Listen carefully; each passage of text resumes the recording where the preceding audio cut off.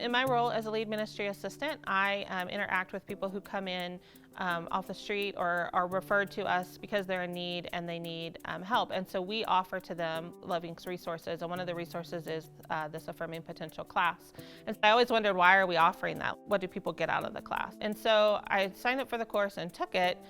And it was probably about 3-4 weeks in of me just kind of doing it halfway that I realized, oh wait, God's really trying to tell me something here. At one point in my life, in my early 20s, right out of high school, I had gone to college and had planned on becoming a counselor. My goal was to finish and get a psychology degree, go on and get my master's, and go into counseling. And school was never my forte, and so it wasn't easy for me. So when I got married and I had started having kids, I just kind of put that on the back burner. I was actually 8 classes away from graduating when my husband was offered a job across the country. And so we moved, and I just kind of put that on the back burner and never really revisited it. And so while I went into this class thinking I'm going to work on health goals or financial goals, God kind of flipped the switch on me and was like, I want you to revisit this passion that you have. I want you to revisit these gifts that I've given you. And I think that that's how he speaks to us, right? Like he starts us on a journey where we're willing to step in.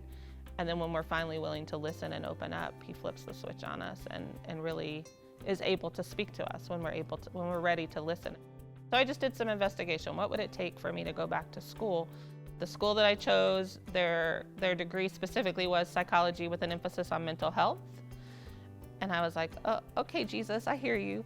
And then I just asked for more information, and within 2 hours I got a phone call, and within a matter of a week I had registered for this school and found out a few weeks later that almost every single class I had taken in the 90s transferred, and that I now have the ability to finish this degree that I thought was years away in the matter of a year.